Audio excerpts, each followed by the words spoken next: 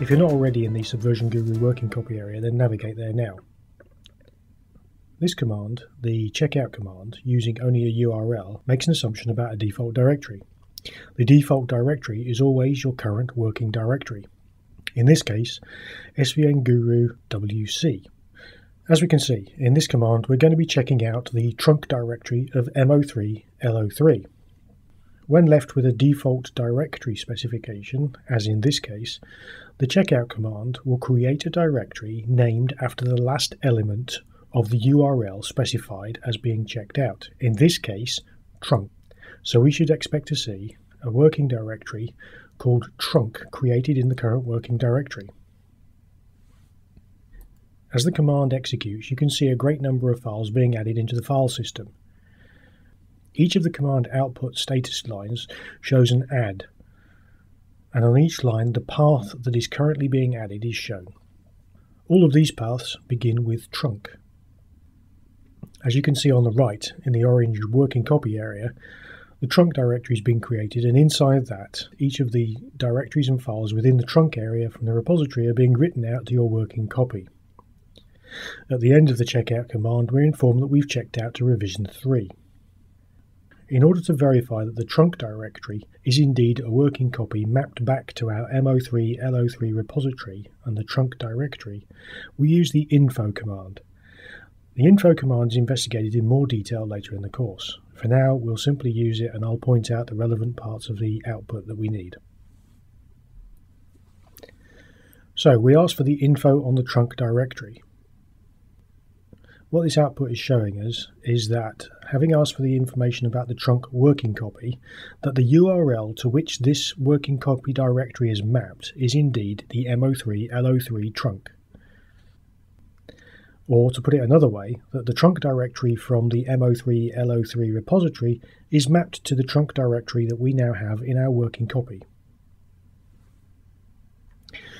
To illustrate the way that the trunk directory is nominated into our current working directory, let's delete that trunk directory using the operating system's remove directory command.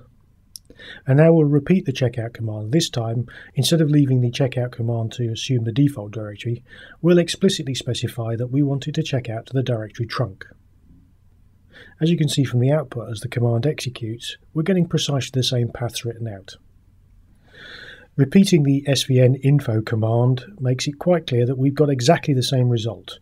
The path trunk directory in our working copy area is indeed mapped back to mo3 lo3 trunk within our repository.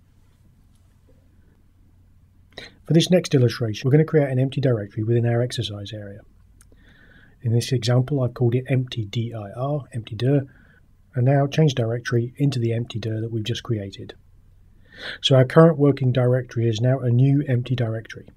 We're going to repeat the subversion checkout command of the trunk, except this time, instead of allowing the subversion checkout command to create its own default, namely the trunk directory, we're going to add an explicit path of current working directory.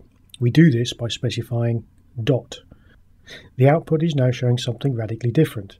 Instead of allowing the checkout command free rein, which would have written to the trunk directory as the first command did, we've now explicitly told the checkout command that we want to check out the trunk directory to the current working directory. The paths are no longer preceded by trunk, they're all written out directly into the current working directory. We can use the info command to once again confirm the situation.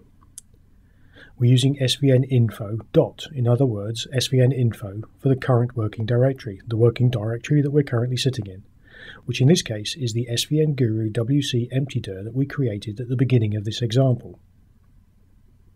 So we're now asking for the information about the directory we're currently sitting in. Subversion has actually created this as a working copy, and it's mapped to the mo3 lo3 trunk.